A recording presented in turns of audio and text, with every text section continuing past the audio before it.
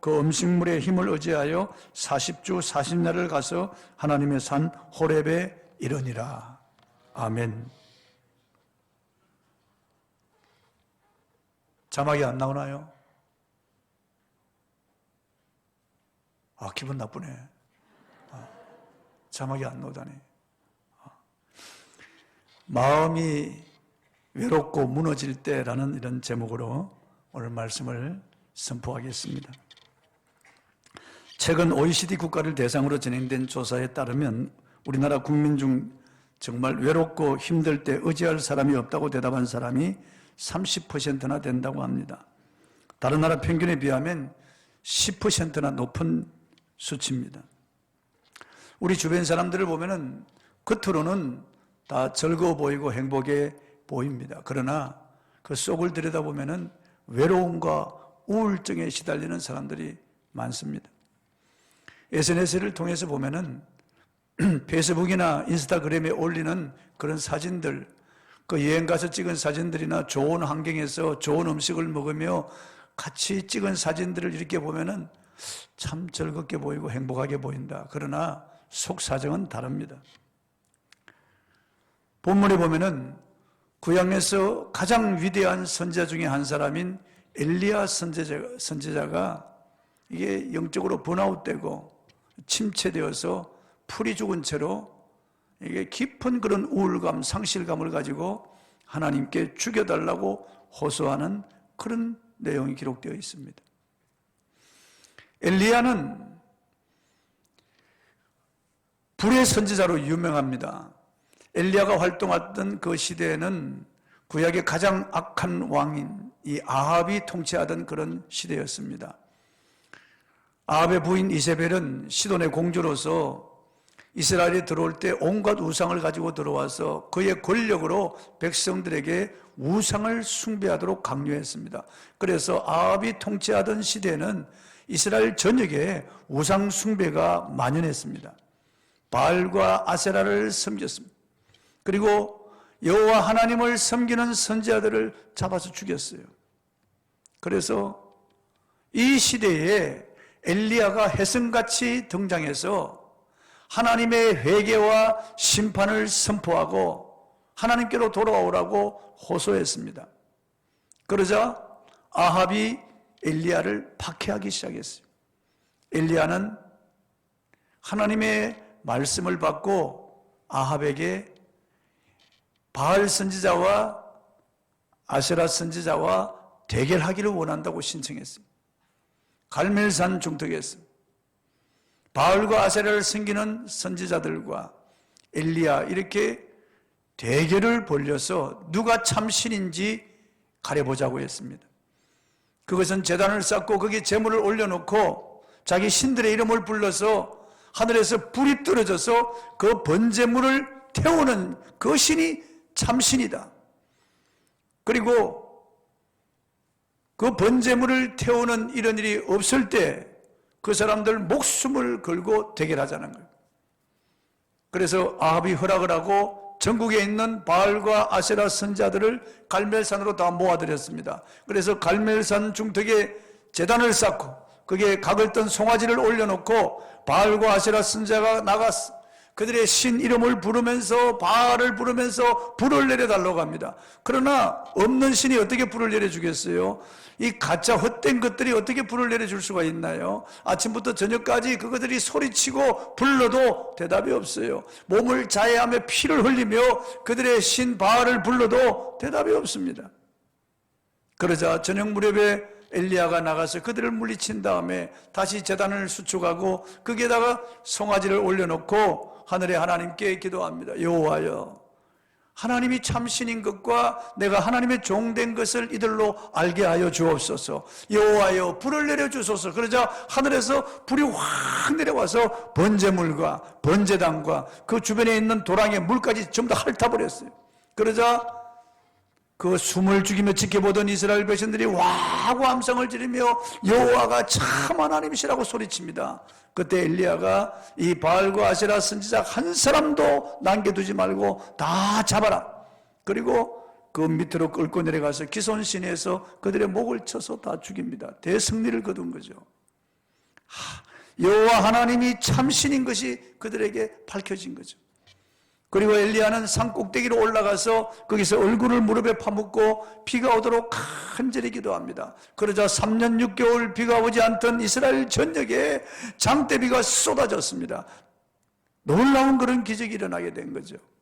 그런데 그 후에 이세벨이 사신을 보내어서 엘리야를 협박합니다. 내일 이맘때 내가 너를 죽이지 아니하면 내 신들이 내게 벌을 내릴 것이라고 하는 거죠. 불의 사자요, 비를 내리게 한 대선지자 이 엘리야가 이세벨의 공갈 앞에 그만 풀이 죽었습니다.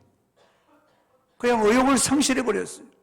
완전히 녹다운 돼버리고 말았어요. 그래서 그는 브엘세바 광야에 가서 로뎀나무 아래서 자기를 죽여달라고 하나님께 간구하는 것입니다. 수많은 기적을 일으킨 도구로 쓰임받은 엘리야, 이렇게 위대한 선지자 엘리야가 이렇게 비참하게 되고 이렇게 맥없이 이렇게 풀이 죽어서 하나님 앞에 죽기를 구하는 이런 처지가 된 것을 오늘 우리가 살펴봅니다. 그리고 하나님께서 다시 엘리야를 회복시켜 주시는 내용이 오늘 본문에 기록되어 있습니다. 우리 인간은 큰소리 쳐도 얼마나 약한 존재인지 알 수 없습니다. 어떤 돌발적인 상황이나 어떤 위기를 만나면은 모두 다 약해져서 그냥 실망하고 낙담하고 그냥 우울해하는 것이 우리 인생입니다. 그 성경은 우리 인간을 흙으로 하나님이 지으셨기 때문에 우리는 흙집에 사는 인생이에요. 비바람이 치면 흙집이 낡아지고, 그리고 태풍이 불거나 아니면 폭우가 쏟아지면 다 젖어서 치적치적해지듯이 우리 인생의 이 육신은 약합니다. 그리고 마음도 얼마나 약한지 알 수 없어요. 그래서 조금만 어려움을 만나면은 우리 인생은 당황하고 그냥 말 한마디만 들어도 그냥 마음이 상하고 전화 한 통화에도 픽픽 쓰러지는 게 우리 인생이에요. 강한 것처럼 보이지만 아주 연약한 것이 인생이라고 말이에요. 고린도서 4장 7절을 한번 읽어보겠습니다. 시작. 우리가 이 보배를 질그릇에 가졌으니 이는 심히 큰 능력은 하나님께 있고 우리에게 있지 아니함을 알게 하려 함이라. 우리는 질그릇이에요. 흙으로 만든 그릇이란 말이에요. 그게 우리 영혼을 담고 있는 거예요. 이 질그릇은 끓으면은 끓어지고 떨어뜨리면 팍 깨져버리고 마는 거예요. 그런데 이 질그릇에 보배이신 예수님을 모셨기 때문에 우리가 능력 있는 삶을 살 수 있는 거예요. 우리는 약하지만은 예수님이 보배이시기 때문에 우리는 보배함이 되는 거예요. 예수님 그분으로 인하여 우리는 큰 능력을 경험할 수 있게 되는 것입니다. 손에 장갑을 끼고 일하다 보면은 무슨 장갑이 이것저것 물건을 들고 굉장히 힘 있는 것처럼 보입니다. 그러나 장갑을 벗어놓으면은 장갑은 맥없이 푹 쓰러져 있는 거예요. 우리도 마찬가지입니다. 하나님께 붙잡힐 때만 존귀하게 쓰임받고 능력에 쓰임받죠. 우리 하나님께서 떠나버리시면 우리는 맥없는 존재예요. 주 떠나가시면 내 생명 헛되네. 주님 떠나가면 아무것도 안 해요. 삼손 천하장사였지만은 당나귀 특배 아내로 블레셋 군인 1000명을 쳐 죽인 그런 능력 있는 장사였지만은 주의 영이 떠나니까 그는 맥없이 잡혀서 두 눈알이 뽑아지고 블레셋 사람들의 노리게 조롱감이 되는 거예요. 우리는 힘이 없습니다. 약한 인간이기에 이 험한 세상 살아가다 보면은 우리 마음이 무너질 때가 있습니다. 육신도 피곤하고 지치고 우리 마음도 우울하고 답답해질 때가 있다고 말입니다. 때로는 낭망하여 죽고 싶을 때가 있습니다. 저도 목사지만은 때로는 우울할 때가 있어요. 저도 마음이 실망하여 낙담할 때가 있습니다. 여러분이 보실 때는 아주 대단하고 능력 있는 것처럼 보일지 몰라도 우리 인간은 다 약한 것이에요. 너나 할 것 없이 다 우리는 부족한 사람들이에요. 그 우리 마음이 외롭고 무너질 때 어떻게 하면 좋습니까? 하나님을 찾아야 돼요. 하나님을 찾기만 하면 돼요. 본문에 엘리야는 마음이 무너져 견딜 수 없습니다. 심한 우울증에 걸렸어요. 소망이 없어졌어요. 그래서 그는 브엘세바 광야에 가서 거기서 로뎀나무 아래서 죽기를 구하는 거예요. 죽여달라고 하는 거예요. 죽여달라고. 그런데 하나님께서 그를 책망하지 않습니다. 천사를 보내어서 어루만지고 떡과 물을 주어 먹게 하고 다시 그를 소생시키는 겁니다. 그래서 우리도 엘리야처럼 힘이 들고 무너질 때, 외롭고 괴로울 때, 완전히 록다운 되었을 때 하나님을 불러야 돼요. 찾아야 돼요. 그 있는 자리에서 하나님을 찾아야 돼요. 그것이 우리의 로뎀이에요. 엘리야는 갈멜산에 승리한 후에 승리감에 도취되었습니다. 850명 바알과 아세라 선지자를 죽이고 대승리를 거두었죠. 그리고 기도하여 비를 내리게 했습니다. 이쯤 되면은 아합과 이세벨이 주눅이 들어서 협상을 요구해 오고 항복할 줄 알았습니다. 그런데 자기 기대와는 달리 이세벨이 사신을 보내어 내일 이맘때 군사를 보내서 그를 죽이겠다는 거예요. 오히려 기세가 더 등등해진 겁니다. 그리고 하나님은 침묵하는 것처럼 보였습니다. 이러니 크게 낙담한 거예요. 본문 3절을 한번 읽어보겠습니다. 시작. 그가 이 형편을 보고 일어나 자기의 생명을 위해 도망하여 유다에 속한 브엘세바에 이르러 자기의 사원을 그곳에 머물고 하고. 형편을 보았습니다. 형편을 보았어요. 기대와는 달리 이제 이세벨이 자기를 죽이겠다고 기세 등등하고 살기 등등해서 군사를 보내는 이 형편을 보았어요. 여러분, 우리가 형편을 보면은 실망할 수밖에 없어요. 경제적으로 어려운 형편, 사람에게 배신당한 형편, 부부간에 서로 남편과 아내에 실망한 형편, 그리고 자녀들이 쏙썩이는 이런 형편들, 그리고 내 자신을 바라볼 때 계속해서 실망하는 이런 형편을 보면은 우리는 낙담하고 우울해질 수밖에 없는 거예요. 어떤 형편이든지 여러분 그 있는 자리에서 하나님을 찾아야 됩니다. 하나님을 찾아야 됩니다. 엘리야가 형편을 보니까 그를 도와줄 사람이 한 명도 없는 거예요. 여호와의 종들은 다 죽고 자기 혼자만 남은 것 같습니다. 너무 외롭습니다. 그게 다 이세벨이 군대를 보낸다고 하니 너무나 위축된 거예요. 그 형편은 그에게 사실은 좋지 못한 형편이에요. 두려운 형편이에요. 그래서 그 번아웃 될 수밖에 없는 그런 형편입니다. 그 형편을 보니까 그는 두렵고 떨립니다. 우울합니다. 승리하고 난 다음에 오는 허탈감은 더 큰 거예요. 그런 형편을 보니까 너무 자신이 너무나 비참한 겁니다. 10절에 보면 이스라엘 백성이 주님의 제단을 헐고 칼로 주의 선자들을 죽였으므로 오직 자신만 남았는데 자신마저 죽이려 한다는 겁니다. 그리고 14절에도 하나님의 선자들은 다 죽고 자기 혼자만 남았다고 푸념하고 있습니다. 하지만 이건 대단히 잘못된 생각이에요. 하나님께서는 18절에 바알에게 무릎 꿇지 않은 하나님의 사람 7,000명을 남겨두었다고 그렇게 말씀하시는 거예요. 엘리야는 한 사람도 없다고 하지만 아니 7,000명이나 있는 거예요. 그러니까 여러분 내 생각이 얼마나 잘못되었는가 알 수 있습니다. 내가 눈으로 보고 판단하는 이 판단력이 얼마나 흐린가 하는 것을 알 수 있다고 말이에요. 우리는 어려운 형편을 볼 때 내가 판단하고 그리고 내가 결정할 것이 아닙니다. 내 감정은 위축되고 그리고 때로는 두렵기도 하고 때로는 우울하고 답답해서 정말 미칠 것 같고 죽고 싶은 생각이 들 때가 있습니다. 여러분 형편을 보면 안 돼요. 계속 거기 빠져들어갈 수밖에 없는 거예요. 베드로는 인류 최초로 파도 위를 걸어간 사람이에요. 주님이 오라는 말씀, 그 말씀 붙잡고 그는 주님을 바라보며 그 사납게 뛰놀던 그 파도를 밟고 저벅저벅 그 바다 물 위를 걸어갔습니다. 놀라운 일이 일어난 거예요. 그런데 그가 주님을 바라보던 시선을 돌려서 바람과 파도를 바라보자 두려움이 밀려왔고 즉시 물속으로 빠져들어간 거예요. 우리도 그렇게 될 수 있는 것입니다. 주님을 바라봐야 돼요. 언제 어느 때나 우리의 시선을 주님께 고정시키고 어려울 때 주님을 찾아야 됩니다. 세상을 바라보면 빠져들 수밖에 없는 거예요. 시편 42편 5절 우리가 잘 아는 말씀이죠. 내 영혼아 내가 어찌하여 낭망하며 어찌하여 내 속에서 불안하여 하는고 너는 하나님을 바라라. 그 얼굴의 도우심을 인하여 내가 오히려 찬송하리로다. 정말 불안한 겁니다. 두려운 겁니다. 낙담할 수밖에 없는 그런 상황이지만은 이 시편 기자는 눈을 들어 주님을 우러러 보았어요. 그러자 그 얼굴의 도우심이 그에게 왔습니다. 여러분 태양을 바라보면 태양빛이 우리에게 오잖아요. 주님을 바라보면 주님의 은혜가 우리에게 임하는 거예요. 누구든지 주님을 바라보고 주님을 부르는 자를 주님께서 만나주시는 거예요.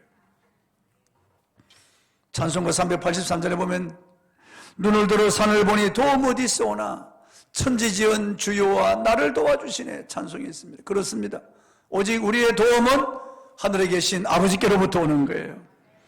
엘리야는 낙담하여 도망하던 중에 더 이상 나아갈 수 없습니다. 탈진해서 푹 쓰러졌는데 그게 로뎀나무 아래예요. 거기서 죽여달라고 간구합니다. 승리 후에 찾아온 이세벨의 공갈, 그 공갈 앞에서 위축되고 낙담한 엘리야의 이 연약한 모습을 보십시오. 우리와 다를 바가 없는 거예요. 성경은 엘리야도 우리와 다를 바 없는 육체를 가졌고 우리와 다를 바 없는 약한 성정을 가진 인간이라고 말씀하고 있습니다. 본문 4절을 한번 읽어볼까요? 시작. 자기 자신은 광야로 들어가 하룻길쯤 가서 한 로뎀나무 아래 앉아서 자기가 죽기를 원하여 이르되 여호와여 넉넉하오니 지금 내 생명을 거두시옵소서. 나는 내 조상들보다 낫지 못하니이다. 불의 사자요, 기적을 일으키는 도구로 귀하게 쓰임받았던 엘리야, 북이스라엘의 가장 위대한 선지자 이 엘리야, 구약에서 모세와 쌍벽을 겨누는 이 엘리야가 이렇게 연약하고 이렇게 비참해질 수가 없습니다. 사람이기 때문에 그래요. 약한 인간이기 때문에 그렇습니다. 마치 바람 빠진 풍성처럼 푹 쓰러져서 죽여달라고 하는 거죠. 많은 사람들이 지금 코로나 이 환란으로 인하여 경제 침체로 인하여 잠을 이루지 못하고 어떤 분들은 우울증으로 죽고 싶다고 호소한다고 합니다. 술로 마음을 달래버려야 하지만 오히려 술 깨고 나면 더 힘듭니다. 그런데 여러분, 인간의 한계는 하나님의 기회요 인간의 끝은 하나님의 시작이다라고 하는 말이 있습니다. 어떤 형편이라도 그 형편 가운데 하나님을 바라면 하나님이 도와주시는 거예요. 절대로 외면하지 않습니다. 절대로 외면하지 않습니다. 과연 하나님은 천사를 보내어 엘리야를 회복시켜 주시고 다시 새 힘을 주셔서 호렙으로 달려가게 하시고 거기서 하나님의 말씀으로 그를 만나 주시는 거예요. 주님은 천사를 보내어서 엘리야를 어루만져 주십니다. 본문 5절을 한번 읽어보겠습니다. 시작. 로뎀나무 아래에 누워 자더니 천사가 그를 어루만지며 그에게 이르되 일어나서 먹으라 하는지라. 이 떡과 물을 가지고 와서 천사가 그에게 먹으라고 하고 천사가 그를 어루만집니다. 어루만집니다. 그리고 다시 또 쓰러졌는데 다시 두 번째 천사가 와서 다시 그를 어루만집니다. 그리고 그를 회복시킵니다. 본문 7절을 보겠습니다. 시작. 여호와의 천사가 또다시 와서 어루만지며 이르되 일어나 먹으라. 내가 갈 길을 다 가지 못할까 하노라 하는지라. 정형외과 같은 데 가서 이제 우리가 기계가 이렇게 몸을 만져줘도 시원함을 느낍니다. 사람이 이렇게 만져주면 더 시원하죠. 더 피곤이 풀리고 어루만져주면 더 시원합니다. 그런데 천사가 와서 어루만지면 어떻게 될까요? 천사가 와서 이렇게 만져주면 얼마나 시원하겠어요. 얼마나 새 힘을 얻겠어요. 그리고 다시 또 떡과 물을 또 먹여주시는 거예요. 그래서 힘을 얻습니다. 힘을 얻습니다. 여러분, 하나님은 은혜로우시고 자비로우신 분이에요. 하나님은 상심한 자를 치료하시고 마음이 상한 자들을 싸매어 주신 하나님이세요. 하나님은 우리가 지치고 권하여 쓰러질 때, 낙담하여 우울하여 주저앉아 있을 때 하나님은 우리를 어루만져 주시는 분이에요. 여러분, 하나님이 한번 만져주시면 돼요. 예수께서 이 땅에 오셨을 때 나병 환자가 원하시면 저를 깨끗게 하실 수 있나이다라고 할 때 손을 대셨어요. 주님의 그 자비로운 손을 그 더러운 함부에 대시면서 내가 원하노니 깨끗함을 받으라 그랬어요. 그 즉시 나병이 나았어요. 해당 장야에 12살 먹은 딸이 죽었습니다. 주님께서 그 몸에 투치하셨어요. 손을 잡고 달리타굼 소녀야 내가 네게 명하니 일어나라. 죽었던 아이가 살아났어요. 난성 가부의 아들이 죽어서 관에 넣고 파묻으러 가는데 주님께서 상냥이를 멈추시고 가부에게 울지 말라고 하시고 관에 손을 대시며 청년아 내가 네게 명하노니 일어나라. 그러자 죽었던 송장이 살아났습니다. 놀라운 일이 일어난 거예요. 주님의 손으로 한번 터치하면은, 주님이 만져주시면은 이런 놀라운 역사가 일어나는 거예요. 여러분, 상심해서 주님께서 여러분의 마음을 터치하면 돼요. 회복되는 거예요. 여러분 몸이 병들어도 주님이 한번 터치하면 되는 거예요. 의사가 안 된다고, 어렵다고, 도저히 불가능이라고 해도 예수님이 한번 터치하면 되는 거예요. 여러분, 불화가 일어난 여러분의 가정을 주님이 만져주시면 돼요. 여러분의 자녀들의 마음을 만져주시면 되고, 여러분의 직장과 사업에 한번 주님이 만져주시면 돼요.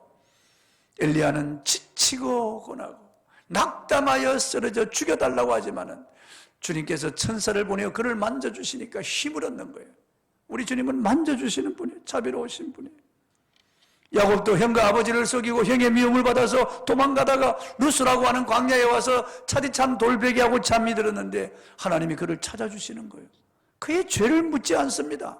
나무라지 않습니다. 꾸짖지도 않습니다. 과거를 전혀 묻지 않고 하나님은 야곱에게 위로와 놀라운 복을 주시는 거예요. 그래서 야곱이 힘을 얻어서 일어나는 거예요. 그 베델에서 만난 그 하나님으로 인하여 야곱의 전생애가 달라집니다. 얼마나 그가 위로와 힘을 얻었는지 알 수 없어요. 하나님은 낙담한 자를 위로하시고 만져주시고 하나님이 새롭게 회복시켜 주시는 그런 하나님이세요. 하나님은 우리 나약함을 잘 아세요.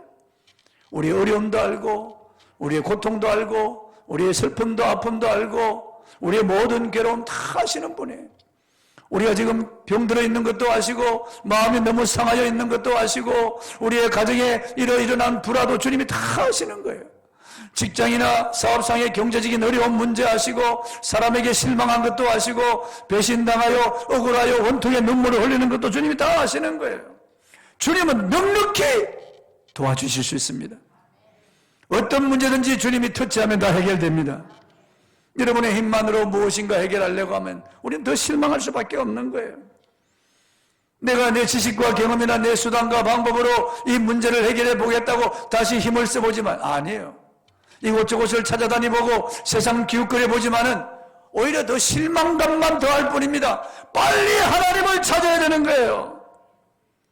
주님께로 가면 돼요. 예수님 마태복음 11장 28절에 수고하고 무거운 짐진 자들아 다 내게로 오라. 내가 너희를 쉬게 하리라. 나는 마음이 온유하고 겸손하니 내게로 와서 내 멍에를 보고 내게 배우라. 내 멍에는 쉽고 내 짐은 가벼움이라 하시니라. 주님께로 오면은 묻지 않습니다. 아무리 수고하고 무거운 짐을 지고 와도 주님이 다 쉬게 하시는 거예요. 안식 주시는 거예요. 잠언 18장 10절을 한번 읽어보겠습니다. 시작. 여호와의 이름은 견고한 망대라. 의인은 그리로 달려가서 안전함을 얻느니라. 여러분, 이 세상에 안전함을 얻을 때가 어디 있겠어요? 이 코로나 시대에 여러분 이렇게 불안한 시대에 안전함을 얻을 때가 어디 있어요? 여호와의 이름입니다. 견고한 망대라고 했습니다. 절대로 무너지지 않는 벙커란 말이에요. 견고한 진짜라고 말이죠. 원수가 틈타지 못하고 이 세상 여러 가지 환난과 이 세상에 어떠한 그런 고난이 올지라도 절대로 무너지지 않는, 절대로 침범할 수 없는 견고한 망대, 완전한 벙커요, 구축된 진지라고 하는 것이에요. 그게 여호와의 이름이라고 하는 거죠. 그 이름을 부르면 된다는 거죠. 그 이름을 의지하면 된다는 거예요. 그런데 구약에서 여호와 이름이 많이 나오지만 신약에 와서는 여호와의 이름이 한 번도 나오지 않습니다. 그것은 여호와의 이름으로 우리에게 주신 모든 약속, 그 이름이 그 아들의 이름에 다 들어가 있기 때문에 그렇습니다. 예수님께서 내게 주신 아버지의 이름이라고 그랬어요. 예수의 이름에 아버지의 모든 이름과 약속이 다 들어가 있습니다. 그렇기 때문에 어려울 때 우리가 예수 이름을 불러야 됩니다. 예수님, 예수님 하고 예수 이름을 불러야 되는 거예요. 어렵고 힘들 때 예수 이름을 불러야 됩니다. 레릴이라고 하는 젊은이는 텍사스 가스 석유업자의 아들입니다. 굉장한 부자의 대부호의 아들입니다. 어릴 때부터 그렇게 롤스로이스 차를 타고 다녔어요. 그러니까 얼마나, 그리고 아주 미녀들과 함께 그렇게 다니고 그랬던 젊은이였는데 미쳐버렸어요. 한순간에 갑자기 미쳐버렸어요. 그래서 배틀크릭 그 정신병원에 입원했어요. 그런데 이 미친 사람도 가끔 제정신이 돌아오는 거예요. 미친 사람도 계속 미쳐있는 것이 아니고 한순간 자기 정신이 반짝 이렇게 들어올 때가 있어요. 그때 레리리가 예수 이름을 불렀다는 거예요. 예수님, 예수님, 나를 도와주세요. 그 순간 정신이 돌아왔다네. 그 순간 주님께서 리야, 이 시간 이후로 너의 병은 나았다. 너는 즉시 나가서 나를 전파하라. 그래서 그 병원에서 바로 퇴원했어요. 나와서 그 공원에 가서 예수 그리스도를 전했어요. 나는 미쳤는데, 나는 정신병자였는데 예수 이름을 부르니 예수께서 나를 온전히 회복시켜 주셨다. 그래서 그는 신학을 해서 목사가 되고 텍사스 라골이라고 하는 곳에 반석교회를 세워서 지금 몇만 명이 모이는 큰 교회로 성장했어요. 미친 사람도 예수 이름을 부르면은 주님께서 만나주시는데, 여러분이 예수 이름을 부를 때 주님께서 얼마나 여러분을 도와주시겠어요? 여러분이 믿음을 가지고 주의 이름을 부르십시오. 예수 이름을 부르는 자를 결코 외면하지 않습니다. 예수 이름을 부르는 자를 구원하십니다. 그 이름을 높이는 자를 높여주세요. 그 이름으로 축복하는 자에게 하나님 복을 주시는 겁니다. 예수 이름을 선포하는 자를 하나님께서 존귀하게 여겨주시는 거예요. 그 이름으로 달려갔어야 돼요. 홀로 고민하지 마세요. 괴로워하지 마세요. 여러분, 마음이 무너질 때, 너무나 외로울 때 예수 이름을 불러야 됩니다. 새 힘을 주실 것입니다. 이 우울증 환자들 고치기 어렵습니다. 그런데 황승주 박사가 이렇게 말했습니다. 우울증은 고치기 어려운 병이 아니라고 하면서 하나님과의 관계가 바로 되면 스트레스성 질병은 얼마든지 고침받을 수 있다고 그럽니다. 세상 의사들은 우울증 고치기 어렵다고 그럽니다. 그러나 하나님과의 관계만 바로 되면 어떤 중증 우울증이라도 치료받을 수 있습니다. 여러분, 어떤 병이라도 어떤 문제라도 하나님이 고치지 못할 병이 어디 있고 하나님이 해결하지 못할 문제가 어디 있습니까? 디모데후서 2장 1절에서 바울은 디모데에게 은혜 속에 강하여지라고 했습니다. 은혜만 받으면 된다는 거죠. 은혜만 받으면 강하여진다는 거죠. 엘리야는 힘을 얻었습니다. 그리고 호렙산을 향하여 달려갔어요. 하나님의 산 호렙을 향하여 40주 40야를 달려갔습니다. 얼마나 힘을 얻었으면 밤낮 40일 동안 그가 달려갔겠어요. 굉장한 겁니다. 오늘같이처럼 자동차가 있으면 자동차로 갔겠죠. 그러나 그런 것들이 없던 시대에 엘리야가 힘을 얻어서 달려간 거예요. 하나님이 어루만져 주시는 이 힘이 얼마나 놀라운지 알 수 있어요. 그리고 호렙산에 왔는데 강한 바람이 지나가고 지진이 지나가고 불이 지나가도 하나님 그 가운데 계시지 않았습니다. 그런데 세미한 소리가 들리는데 하나님의 음성이 들려왔어요. 그 세미한 가운데 하나님의 음성이 들려왔어요. 그 음성은 그를 새롭게 하는 음성이요, 다시 새로운 사명을 주시고, 그 음성을 듣고 난 다음에 그는 새 일의 주인공이 되고 새로운 사명을 감당하고, 그리고 회리바람을 타고 하늘로 올라가는 거예요. 놀라운 그런 역사를 일으키는 거예요. 제 막내딸이 지금 미국에서 한국에 나와 있습니다. 미국에 코로나가 아주 그냥 창궐할 때, 그때 우리 막내 사위가 집에서 재택근무를 했는데 이 직원들하고 줌으로 서로 미팅하는 그런 시간들이 많기 때문에 애들을 데리고 있을 수가 없는 거예요. 방은 하나죠. 거실에서 우리 막내 사위가 일하고 있죠. 애가 울면은 그 일에 방해가 되는 거예요. 집중이 안 되는 거예요. 그러니까 애가 둘이죠. 큰애는 유치원 다니지만 유치원 다 셧다운 되기 때문에 유치원에도 갈 수가 없죠. 그러니까 집에서 그 두 아이를 데리고 있어야 되는데 그냥 재택근무하는데 너무 방해가 되고 너무 힘드니까 우리 막내딸이 두 아이를 데리고 한국에 나온 거예요. 그래서 시댁이 망원동인데 그 최저 목사님 댁에 그 아들과 함께 거기서 기거하는데 그 아들이 올해 5살이에요. 지율이가. 그 유치원에 거기서 보냈거든요. 바로 집 근처에 있는 유치원에 보냈어요. 그래서 그 아들 때문에 그 집에 가서 한 일주일 있다가 우리 집에 와서 또 한 일주일 이렇게 지내는 거예요. 근데 어느 날 제 딸이 그러는 거예요. 아빠, 나 신비한 체험을 했어요. 무슨 체험을 했니? 의자에 이렇게 비스듬히 누워있는데 지율이가 너무 보고 싶더라는 거예요. 지율이가. 그래서 우리 지율이 보고 싶다. 우리 지율이 보고 싶다. 그런데 갑자기 속에서부터 나도 그래 그러더라는 거예요. 나도 그래 그러더라는 거예요. 깜짝 놀랐다는 거죠. 그러면서 눈물이 핑 돌면서 어떤 감동이 막 밀려오는데, 나는 너가 돈을 많이 벌어서 헌금하는 것보다, 내가 세상에서 명성을 얻어서 나를 영화롭게 하는 것보다, 내가 선한 일을 하여 하나님 나라를 세우는 것보다 너가 내 안에 머물러 있기를 원한다. 너가 내 음성 듣기를 원한다. 나도 너가 보고 싶다. 너무 하나님과의 관계가 소원해진 거예요. 그래서 그날 이후로 그는, 우리 막내딸은 하루에 1시간 성경 읽고 1시간 기도한다는 거예요. 얼마나 놀랬겠어요. 지우라 보고 싶다. 너무 보고 싶다. 자기가 그렇게 독백하고 있는데 갑자기 속에서부터 나도 그래 그랬더라. 나도 그래. 너무나 자상하면서도 따뜻한 음성으로, 분명한 음성으로 이 속에서부터 그러시더라는 거예요. 그러면서 막 감동이 밀려오면서 눈에 눈물이 솟구치더라는 거예요. 여러분, 하나님 음성 듣기를 원하십시오. 하나님 안에 머물러서 그분과 교제하는 시간이 가장 귀한 거예요. 이 스마트폰 들여다보고 있는 시간들, 드라마 보고 세상에서 분주하는 그런 시간들, 많은 시간을 허비하잖아요. 주님 안에서 얼마나 여러분이 주님과 교제하나요? 일주일이 지나가는데 세상 속에 빠져서 세상 즐거움, 세상 낙을 누리는 시간이 얼마며 주님과 교제하는 시간이 얼마가 됩니까? 그 음성 듣는 시간이 얼마나 됩니까? 주님께서 우리와 교제하기를 원하는 거예요. 파스칼은 어려서부터 명석하여 16세에 투영기하학에 관한 훌륭한 책을 썼습니다. 청년 시절에는 계속하여 계산기, 청우계, 수학기를 발명했습니다. 또한 기존 물리학의 그릇된 논점을 반박하고 과학 방법의 체계를 재수립했습니다.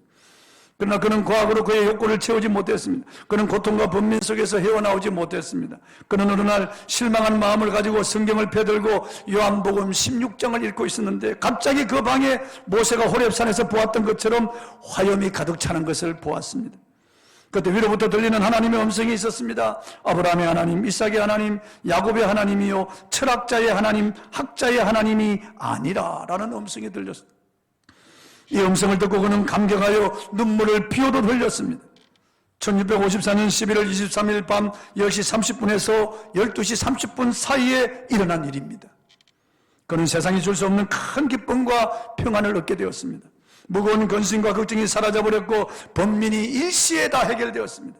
그는 이 말씀을 기록해서 양피지에 정수하고 자기의 옷속 안에 꿰매어 두었습니다. 그가 세상을 떠난 후에 이 양피지가 발견되었고 지금은 파리 국립도서관에 귀중히 보관되어 있습니다.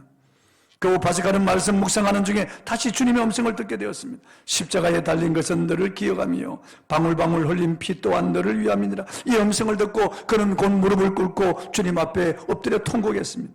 이날 이후로 그는 교만과 음욕 등의 모든 죄를 버리고 겸손히 스스로를 낮추었습니다. 완전히 다른 사람으로 변한 것입니다. 그는 인생의 비밀은 오직 십자가뿐이라고 하는 해답을 얻었습니다.